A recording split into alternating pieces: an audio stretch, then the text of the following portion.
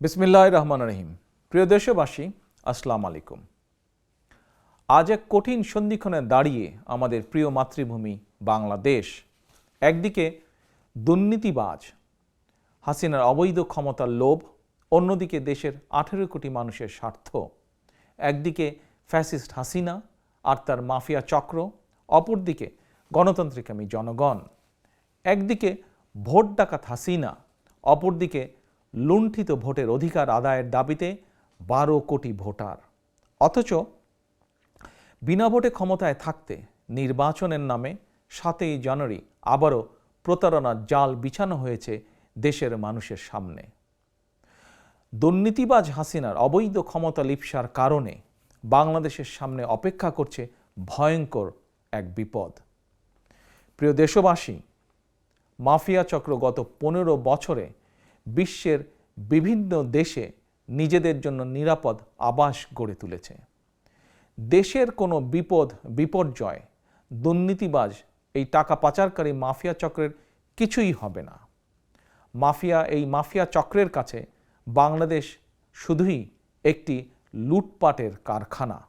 বরং দেশের যে কোনো বিপর্যয় কিংবা দুর্ভিক্ষের প্রথম শিকার হবেন এই দেশের কৃষক, শ্রমিক, স্বল্প আয়ের তথা মেহনতি মানুষ।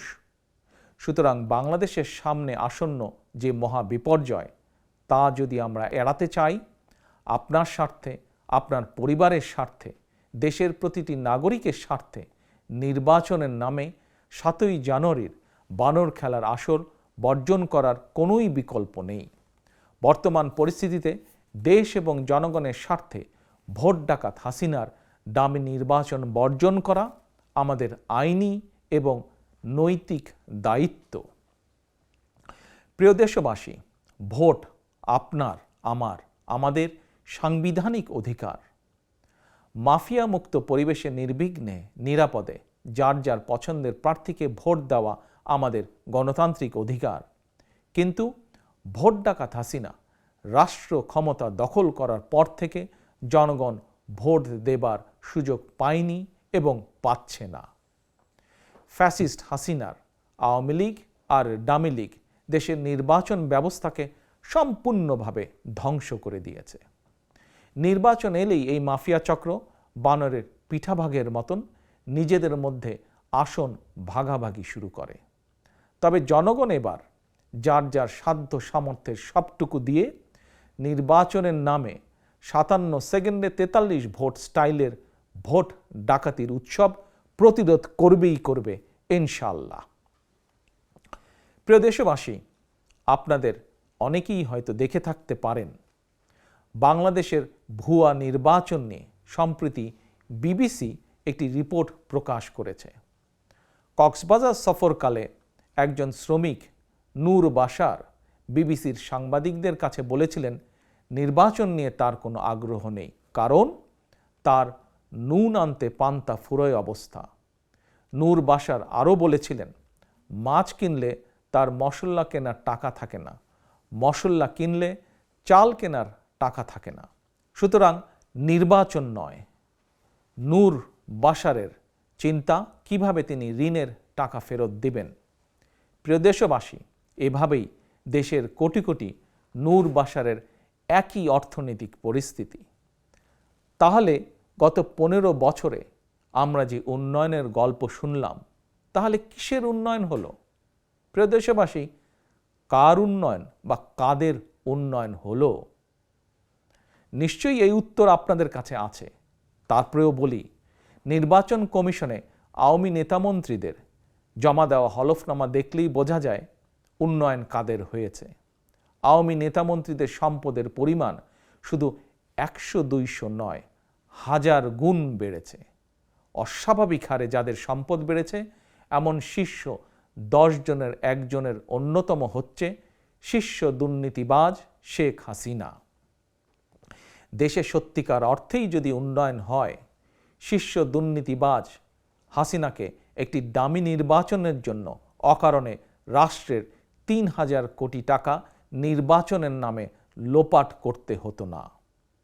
দেশে সত্যিকার অর্থেই উন্নয়ন হলে দেশের কোনো গার্মেন্টস শ্রমিককে বাধ্য হয়ে আর কোনো অসম্মানজনক পেশায় জড়িত হতে হতো না হয়তো। প্রিয় দেশবাসী, 7ই জানুয়ারির ডামি নির্বাচনের ভোট বর্জন এবং ঘোষিত চলমান ও অসহযোগ আন্দোলনের সমর্থনে বিএনপি এবং গণতন্ত্রের পক্ষের আরও ৬২টি রাজনৈতিক দলের পক্ষ থেকে আজ 6ই জানুয়ারি শনিবার সকাল 6টা থেকে 48 ঘন্টার হরতাল কর্মসূচি শুরু হয়েছে। একটানা সোমবার সকাল 6টা পর্যন্ত সর্বাত্মক হরতাল চলবে। প্রিয় দেশবাসী, 90-এর স্বৈরাচার বিরোধী আন্দোলন থেকে শুরু করে আজ পর্যন্ত বিএনপি যত রাজনৈতিক কর্মসূচি পালন করেছে, প্রতিটি রাজনৈতিক কর্মসূচি সফল হয়েছে জনগণের সমর্থনে, জনগণের সহযোগিতায়। কারণ বিএনপি বিশ্বাস করে জনগণই বিএনপির সকল রাজনৈতিক ক্ষমতার উৎস। যে হরতাল কর্মসূচি সফল করা হয়েছে, বিএনপি প্রতিবারের মতন, অতীতের মতন আজও আপনাদের সহযোগিতা সমর্থন কামনা করে এই হরতালকে সফল করার জন্য। গণতন্ত্রকামী জনগণ এখন আর মাফিয়া চক্রের হামলা কিংবা মামলা কিংবা কারাগারের ভয় ভীত নয়। দেশের কারাগারগুলোতে বর্তমানে ধারণ ক্ষমতার চেয়েও 3 গুণ বেশি কারাবন্দী। কারাগারের ভেতর এমন এক অমানবিক পরিস্থিতির মধ্যে থাকার পরও নগদ টাকা কিংবা কারামুক্তির লোভ দেখেও 2-1টি বেঈমান মোনাফেক ছাড়া ভোট ডাকাত হাসিনা কাউকেই ডামি নির্বাচনের প্রস্তাবে রাজি করাতে পারেনি। মাফিয়া চক্রের প্রধান হাসিনার কুপ্রস্তাব যারা ঘৃণা ভরে প্রত্যাখ্যান করেছেন, গণতন্ত্রকামী জনগণের পক্ষ থেকে আমি তাদেরকে জানাই বিরচিত অভিনন্দন। প্রিয় দেশবাসী, আমি আগেও বলেছি, ভোট ডাকাত শেখ হাসিনাকে রাষ্ট্রীয় ক্ষমতার বাইরে রেখে নির্বাচনকালীন নিরপেক্ষ সরকারের অধীনে জাতীয় নির্বাচন হতে হবে। ক্ষমতালোভী দুর্নীতিবাজ হাসিনার অধীনে কখনোই সুষ্ঠু নির্বাচন সম্ভব নয়। এরই ভেতর বেশ কয়েকজন ডামি প্রার্থী 7ই জানুয়ারির বানর খেলার আসর থেকে নিজেদের প্রত্যাহার করে নিয়েছেন। লোভ বা লাভের আশায় এখনও যারা নিজেদেরকে ডামি মানব হিসাবে ভোট ডাকাত হাসিনার খায়েশ পূরণের হাতিয়ারে পরিণত করে রেখেছেন, আপনাদের প্রতি আহ্বান, এখনও সময় আছে। ডামি নির্বাচন বর্জন করুন, দেশের মানুষ আপনাদেরকে ক্ষমা করে দেবে। তরুণ প্রজন্মের প্রিয় ভাই ও বোনেরা, দেশে 12 কোটি ভোটারের মধ্যে গত 15 বছরে ভোটের তালিকায় প্রায় 3 কোটি নতুন ভোটার যুক্ত হয়েছে। নতুন ভোটার হলেও এই তরুণ প্রজন্ম ভোট ডাকাত হাসিনার অধীনে অনুষ্ঠিত একটি জাতীয় নির্বাচন বা লোকাল নির্বাচনে ভোট দেবার সুযোগ পায়নি। ফ্যাসিস্ট হাসিনা ক্ষমতায় থাকলে এই তরুণ প্রজন্ম কখনোই নির্ভয় নিরাপদে ভোটের অধিকার প্রয়োগের সুযোগ পাবে না। তরুণ প্রজন্মের প্রিয় ভাই বোনেরা, তোমরা কি ফ্যাসিবাদ মুক্ত একটি গণতান্ত্রিক মানবিক বাংলাদেশ চাও? যদি তাই হয়ে থাকে তাহলে 7ই জানুয়ারি নির্বাচনের নামে বানর খেলার আসর বর্জন করতে হবে এবং তা করার মাধ্যমে দেশে ফ্যাসিবাদের কবর রচনা করতে হবে।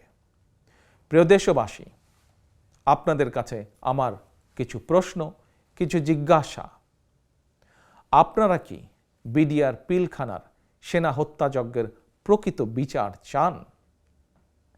আপনারা কি আপনাদেরই ভাই বোন স্বজনদের গুম খুন অপহরণের বিচার চান?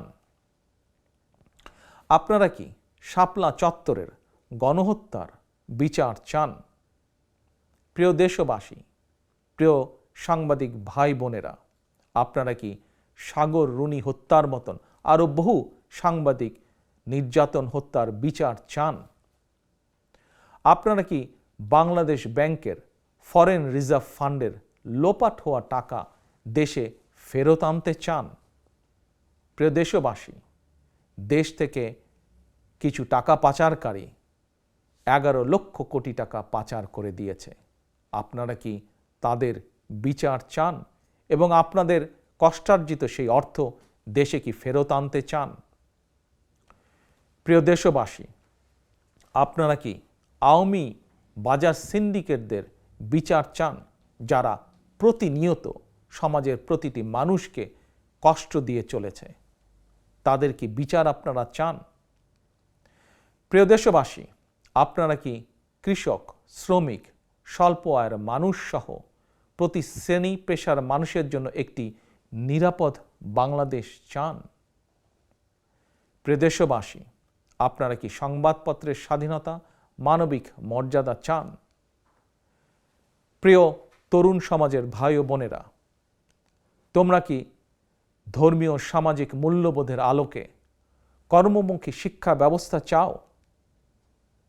প্রিয় দেশবাসী, আপনারা কি ভোট ডাকাত যারা গত 15 বছর ধরে আপনাদের ভোট ডাকাতি করেছে তাদের বিচার চান? প্রিয় দেশবাসী, আপনাদের প্রতি আমার জিজ্ঞাসা, আপনারা কি প্রতিবেশী একটি দেশের আধিপত্যবাদ মুক্ত স্বাধীন সার্বভৌম বাংলাদেশ চান?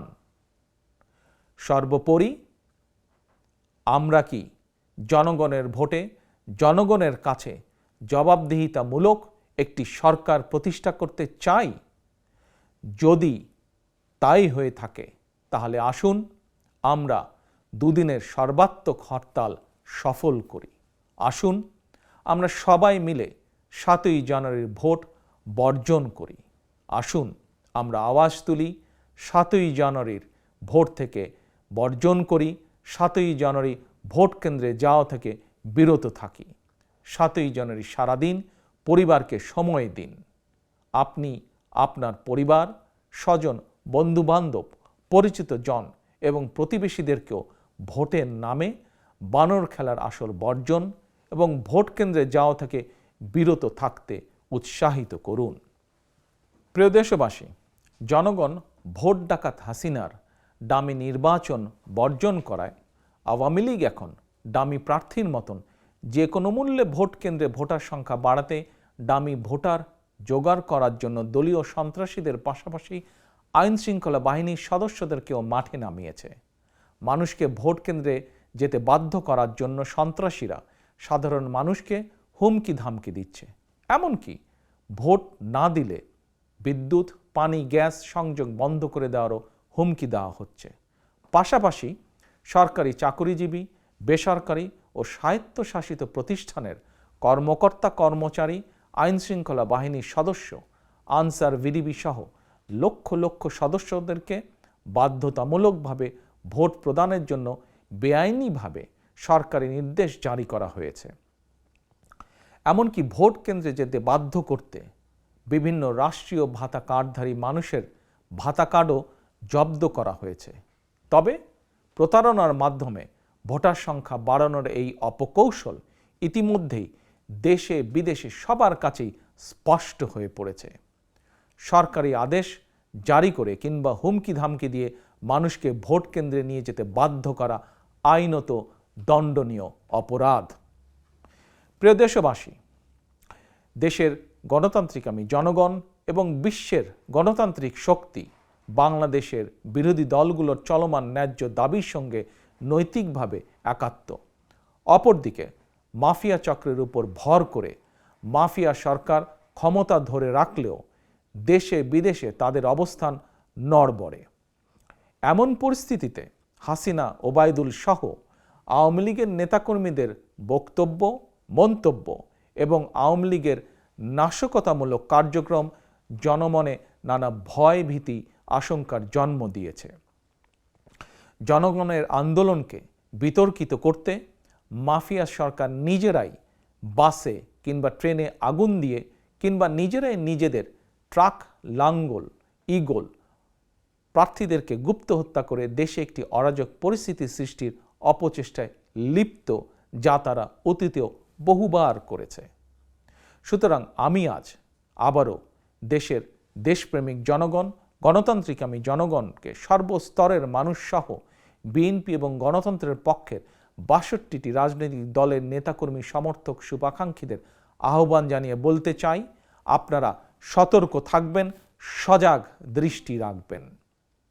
প্রিয় দেশবাসী, আমি বারবার একটি কথা বলেছি, দেশে বর্তমানে যে সংকট বিরাজমান এটি শুধু বিএনপির একক বা একার সংকট নয়। যারা রাজনীতি করছেন কিংবা যারা রাজনীতি করছেন না, আপনারা কিন্তু কেউই বিপদমুক্ত নন। Mother of democracy Begum Khaleda জিয়ার বিরুদ্ধে বানায়ট মামলায় ফরমাইশি কারাদণ্ডের বিষয়টিও বিচ্ছিন্ন করে দেখার কোনোই সুযোগ নেই। স্বাধীনতা প্রিয় দেশপ্রেমিক জনগণ বিশ্বাস করে দেশে তাবেদারি শাসন প্রতিষ্ঠার সুদূর প্রসারী ষড়যন্ত্রের অংশ হিসেবেই দেশনেত্রীর বিরুদ্ধে এই জেল, এই জুলুম। দেশে ফ্যাসিবাদ কায়েমের পর বর্তমান বাস্তবতা হচ্ছে একজন গার্মেন্ট কর্মী থেকে নোবেল লরিয়েট মানবিক মর্যাদা হারিয়ে প্রত্যেকেই আজ ফ্যাসিবাদী আক্রমণের শিকার। এখন আর কারোরই রেহাই মিলছে না। প্রিয় দেশবাসী, বাংলাদেশের আকাশে আজ শকুনের থাবা। পাক হানাদার রাজাকারদের পরাজিত করে 1971 সালে লক্ষ প্রাণের বিনিময়ে আমরা যে লাল সবুজের পতাকা অর্জন করেছিলাম, গত 15 বছরে ধীরে ধীরে বাংলাদেশের সেই স্বাধীনতার পতাকা খামচে ধরেছে 90 আওয়ামী রাজাকার চক্র। খুনি, রক্তপিপাসু, ভোট ডাকাত হাসিনার অবৈধ ক্ষমতার লিপ্সার কারণে শুধু গণতন্ত্র নয় কিংবা মানবাধিকারই নয়, দেশের স্বাধীনতা সার্বভৌমত্ব এখন হুমকির সম্মুখীন। এখনো সময় আছে। আমরা যদি এখনই জেগে না উঠি তাহলে সেদিন বেশি দূরে নয়, তাবেদার সরকারের পররাষ্ট্রমন্ত্রী আবুল মোমেনের মতন ক্ষমতায় থাকার জন্য প্রকাশ্যেই অন্য দেশের করুণা ভিক্ষা করতে হবে। স্বাধীন বাংলাদেশের নির্বাচন করতে হলে মেহেরপুরের আওয়ামী লীগের রাজাকার মান্নানের মতন নিজেদেরকে অন্য দেশের প্রার্থী হিসেবে পরিচয় দিতে হবে। প্রিয় দেশবাসী, এখনো সময় আছে। আমরা যদি এখনই জেগে না উঠি সেদিন হয়তো আর বেশি দূরে নয়, আমাদেরকেও হয়তো নিজ ভূমিতেই নির্যাতিত ফিলিস্তিনদের মতন একই ভাগ্য বরণ করতে হবে।